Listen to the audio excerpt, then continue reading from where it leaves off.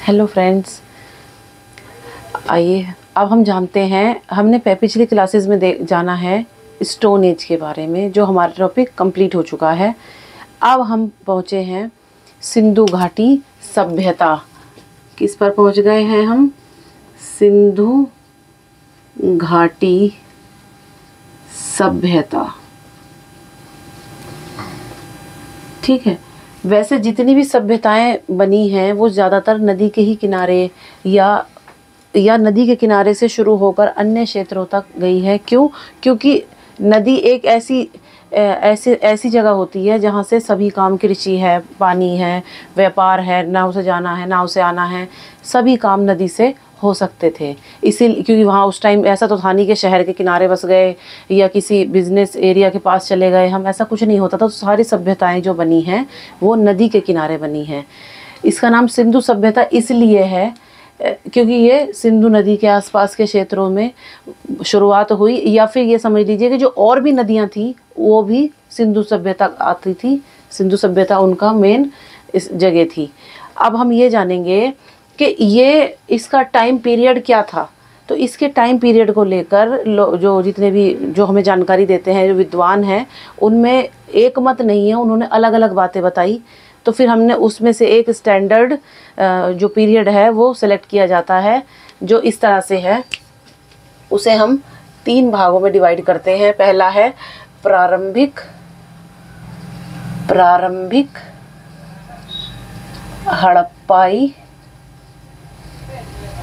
हड़प्पाई चरण, जो लगभग 3300 से 2600 तक ईसा पूर्व तक माना जाता है। अगला है परिपक्व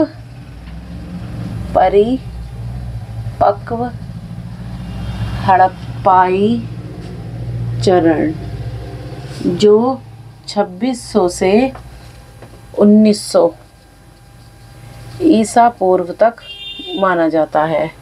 तीसरा है उत्तर हड़प्पाई चरण, जो 1900 से लगभग 1300 ईसा पूर्व तक माना जाता है।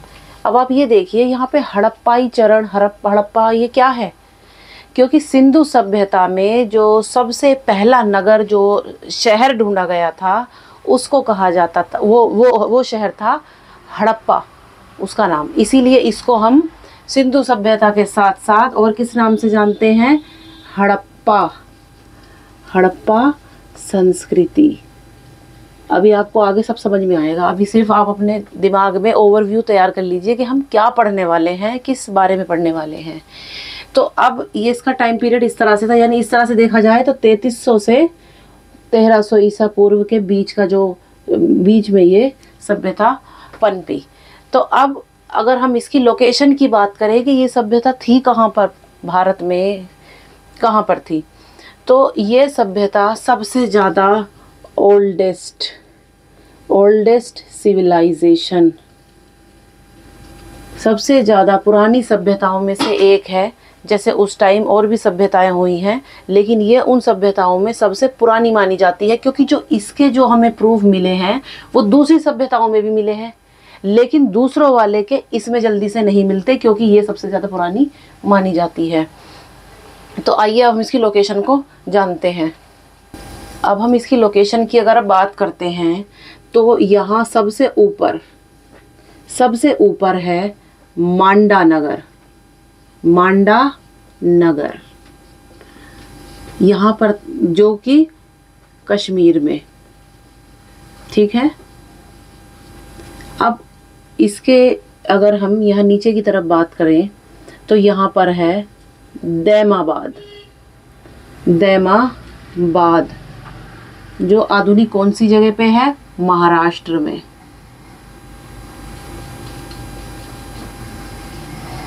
अगर हम एक और इसका स्थान है जिसकी हम बात करें तो वो है सूतकांगे डोर, जो कि पाकिस्तान के बलूचिस्तान में है।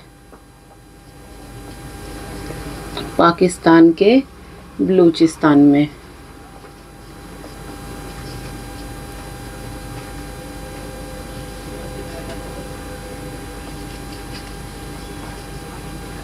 बलूचिस्तान में, ठीक है। तो और एक और चौथा है यहाँ पे आलमगीरपुर, आलमगीरपुर जो कि यूपी में, उत्तर प्रदेश में है, ठीक है।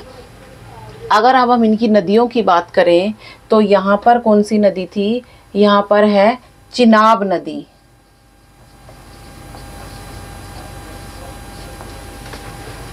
यहाँ पर डस्क नदी, यहाँ पर कौन सी नदी थी, डस्क नदी। और यहाँ पर अगर हम बात करें तो यहाँ पर है हिंडन नदी, ठीक है। और अगर हम यहाँ की बात करते हैं तो यहाँ पर है प्रवरा नदी। किसी भी सभ्यता की जब बात की जाती है तो नदियों का बहुत ज़्यादा उसमें महत्व होता है। तो अब ये तो है, देखिए यहाँ पे कश्मीर है, यहाँ पे महाराष्ट्र है, यहाँ पे पाकिस्तान है और यहाँ पर यूपी है। तो ये सभ्यता कुछ इस तरह से बनी।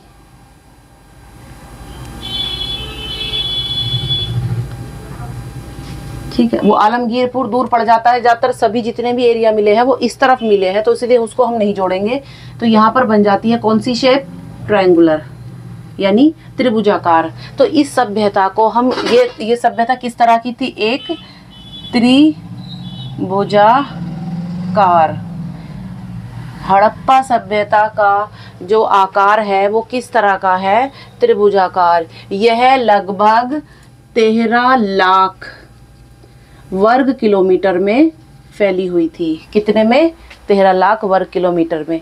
अगर उस टाइम की उसके मतलब जो समकालीन, मतलब कुछ टाइम आगे पीछे की बात करें अगर हम, तो उस टाइम जो और भी सिविलाइजेशंस थे जैसे कि मेसोपोटामिया, मिस्र की सभ्यता, तो उन सभ्यताओं के मुकाबले ये बहुत बड़ी सभ्यता, लगभग 12 गुना बड़ी सभ्यता मानी जाती है। आइए अब हम इसे और जानते हैं। यह सभ्यता भारत की ही नहीं, भारत तथा विश्व की प्राचीन सभ्यताओं में से एक है। कौन सी सभ्यता, सिंधु घाटी सभ्यता। यह सभ्यता किसी भी अन्य सभ्यता की तुलना में अधिक पुरानी है। जैसे अभी हमने आपसे कहा कि जैसे उस पुरानी सभ्यताओं में मिस्र की सभ्यता है, मेसोपोटामिया की सभ्यता है, तो ये सभ्यता उन सभ्यताओं में भी सबसे पुरानी है। यह एक प्रकार की कांस्य युगीन सभ्यता थी। अब ये कांस्य युगीन क्या होता है, कांसा कैसे बनता है, पिछले काल में हमने जाना था कि वो तांबे की खोज कर ली थी मनुष्य ने। पाषाण काल में पत्थरों के बाद तांबा की खोज कर ली थी। तांबे में अगर हम टिन मिला देते हैं तो ये एक मिश्र धातु बन जाती है जिसे कहते हैं हम कांसा। क्या कहते हैं, कांसा। तो ये तो वैसे भी शहरी सभ्यता है, यह एक शहरी सभ्यता थी। कांस्य युगीन सभ्यता भी है, शहरी सभ्यता है। सबसे पहले हड़प्पा नगर की खोज हुई। हड़प्पा नगर, सिंधु सभ्यता में सबसे पहले हड़प्पा नगर की खोज हुई, इसीलिए इस सभ्यता को सिंधु सभ्यता के साथ साथ हड़प्पा सभ्यता भी कहा जाता है। प्रारंभिक हड़प्पाई चरण को हाकरा चरण के नाम से भी जानते हैं। क्यों, क्योंकि जिसे प्रारंभिक हड़प्पाई चरण को हाकरा चरण के नाम से भी जानते हैं, जिसे घग्गर हाकरा नदी तट में चिन्हित किया गया है नदी की वजह से। हाकरा नदी है ना ये, घग्गर हाकरा, इसलिए नदी के नाम से इसको हाकरा चरण कहते हैं। फिर है एक जगह का नाम है कोट दीजी, स्थान है जो परिपक्व हड़प्पा सभ्यता। अब आप ये देखिए, पहले हमने जाना प्रारंभिक, फिर परिपक्व और उत्तर। पहले इन तीनों जो टर्म्स हैं इनको हम क्लियर कर लेते हैं। प्रारंभिक होता है किसी चीज़ की शुरुआत होना, जैसे हमने किसी शहर में छोटा सा घर बनाया, अब जब वो शहर मैच्योर होएगा यानी थोड़ा डेवलप होएगा तो छोटे घर किस में बदल जाएंगे, बड़े बड़े घर में। ठीक है, तो ये एक स्टेप बाय स्टेप चलते गया, शहर का निर्माण होता गया। तो पहले प्रारंभिक में छोटे घर, फिर परिपक्व में बड़े घर बनने लगे, फिर जब उत्तर हड़प्पा पीरियड आया तो 1700 के आसपास आते आते इस सभ्यता के कई शहर डिस्ट्रॉय हो गए। अब वो डिस्ट्रक्शन जो था वो उसके पीछे क्या रीज़न थे वो हम आगे जानेंगे।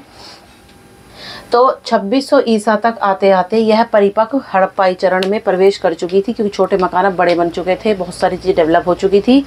1700 ईसा पूर्व तक आते आते 1700 ईसा पूर्व तक आते आते यह सभ्यता इस सभ्यता के कई शहर समाप्त हो चुके थे। जैसे हमने जाना था अभी कि उत्तर हड़प्पाई सभ्यता जो है 1900 से 1300 तक रही, तो 1900 से 1300 के बीच में जो 1700 आया, वहाँ तक आते आते कई शहर नष्ट हो गए। प्राचीन सभ्यताओं का समय निर्धारण, यानी कि जो पुरानी जो कोई भी चीज़ मिलती है या कोई सभ्यता को जब हम चेक करते हैं तो एक साइंटिफिक प्रोसेस है जिसे बोलते हैं हम C14, यानी कार्बन 14 से किया जाता है। प्राचीन सभ्यताओं का समय निर्धारण किससे किया जाता है? कार्बन 14 से। अब एक इंटरेस्टिंग बात है कि ये सभ्यता पुरानी है, हमने इसका टाइम पीरियड जान लिया, इसके ये कांस्य युगीन सभ्यता थी, लेकिन अब ये जानिए कि इसको ढूंढा किसने, इतनी पुरानी सभ्यता को किसने ढूंढा? तो एक व्यक्ति का नाम है चार्ल्स मेसन। 1826 में यह पहला आदमी था जिसने इस सभ्यता की जानकारी दी। क्या नाम है? चार्ल्स मेसन, ठीक है। 1826 में इन्होंने बताया कि इस सभ्यता पर प्रकाश डाला। उन्होंने क्या बताया हमें? ये उत्तर पश्चिम भारत का दौरा कर रहे थे, जो कि अब पाकिस्तान में है, कर रहे थे, जो कि आज पाकिस्तान पंजाब है। उन्होंने यहाँ के अवशेषों का पता लगाया और मतलब उन्हें लगा कि यहाँ पे कोई पुरानी सभ्यता है। बस इतनी जानकारी उन्होंने किस में दी? 1842 में एक लेख लिखा, एक आर्टिकल लिखा उन्होंने, और दुनिया को बताया कि यहाँ पर कोई पुरानी सभ्यता हमें मिली है। इन्होंने इतनी जानकारी दी। अब सन 1856 में एक व्यक्ति का नाम है अलेक्जेंडर कनिंघम। ये भी बहुत इंपॉर्टेंट नाम है, ये सारे नाम बहुत इंपॉर्टेंट हैं। अलेक्जेंडर कनिंघम, यही वो व्यक्ति है, वो अंग्रेज़ है जिसने 1861 में भारतीय पुरातत्व विभाग की स्थापना की थी और वहाँ के निदेशक भी बन गए। तो इन्होंने क्या किया? इन्होंने सन 1921 में, मतलब इन्होंने इसकी स्थापना की और पहले महानिदेशक बने। हड़प्पा का निरीक्षण करके इन्होंने एक मानक चित्र बनाया, यानी कि एक चित्र बनाकर बताया। इन्होंने लेख लिखा, इन्होंने एक मानक चित्र बनाया इस सभ्यता का कि कहाँ पे क्या कोई स्थान किस तरह से है। थोड़ी सी जानकारी इन्होंने भी दी, ठीक है। उसके बाद अब हम और आगे बढ़ते हैं। सन 1921 में पुरातत्व विभाग के प्रमुख एक व्यक्ति का नाम था जॉन मार्शल। पहले व्यक्ति का नाम क्या रहा? चार्ल्स मेसन, जिसने जानकारी दी और एक लेख लिखा 1842 में। फिर उसके बाद क्या आया? 1856 में एक व्यक्ति जिसका नाम है अलेक्जेंडर कनिंघम, जिन्होंने एक मानक चित्र बनाया और 1861 में ही उन्होंने पुरातत्व विभाग की स्थापना की थी। अब आगे बढ़े थे, हमने क्या जाना कि एक आदमी का नाम है जॉन मार्शल। इसी सीक्वेंस में याद करना है आपको। जॉन मार्शल ने सोचा कि यहाँ पे कोई सभ्यता है, यहाँ कोई पुरानी चीज़ों के मिलने की संभावना है, तो इस एरिया को हम चेक करते हैं। तो जब इन्होंने पहली बार जब इसको देखा तो इन्होंने आधिकारिक रूप से, मतलब ऑफिशियल तरीके से इसकी खुदाई का इन्होंने आदेश दिया कि आओ जी इस एरिया को खोदो, यहाँ पे कुछ मिलने के आसार हैं, अब देखते हैं क्या मिलता है यहाँ। तो इन्होंने, अब ये बड़े आदमी थे, ये तो खुद नहीं गए, इन्होंने किसको भेज दिया? दयाराम साहनी, ठीक है। इन्होंने एक आदमी को भेजा, दयाराम साहनी। अब जो ये खोज करेंगे, अब जब ये जाते हैं, जाने के बाद इन्होंने क्या खोज निकाला? हड़प्पा नगर। तो हड़प्पा नगर के खोजकर्ता कौन माने गए? दयाराम साहनी। कब? 1921 में। इतना लंबा प्रोसेस चलने के बाद ये काम हुआ। अब इन्हें लगा कि ये यहाँ पे हड़प्पा हमने तो ढूंढ निकाला है। आइए अब और आगे देखते हैं। 1922 में रखाल दास बनर्जी एक आदमी का नाम है। इन्होंने सिंध प्रांत के मोहनजोदड़ो, सिंध की खुदाई का कार्य किया। अब उसी के आसपास के एरिया में उन्होंने सोचा भाई अब हमें आसपास के सभी एरिया चेक करने पड़ेंगे कि ये सभ्यता कहाँ से कहाँ तक जाती है। कोई भी चीज़ की जब हमें अंदेशा होगा तो दूर से थोड़ी ना शुरू करेंगे, उसी के आसपास से शुरू करते करते हम दूर जाएंगे। तो रखाल दास बनर्जी ने एक और जगह ढूंढ निकाली, मोहनजोदड़ो। ठीक है। और पहली बार इस सभ्यता के रूप में सिंधु सभ्यता का रूप उजागर हुआ। उन्होंने सोचे हड़प्पा ही नगर मिलेगा, बस उन्हें ऐसा लगा, लेकिन ढूंढते ढूंढते देखा यहाँ तो शहर शहर पे शहर मिलते चले गए और ये सभ्यता सिंधु सभ्यता के रूप में हमारे सामने आई। तो अब हम इस सभ्यता के बारे में ये जानेंगे, क्या इनका धर्म होता था, क्या ऐसा समाज था इनका, क्या इनका इकोनॉमिक सिस्टम था और किस तरह से ये लोग बिजनेस करते थे। ठीक है, मिलते हैं नेक्स्ट क्लास में। लाइक ज़रूर करिए।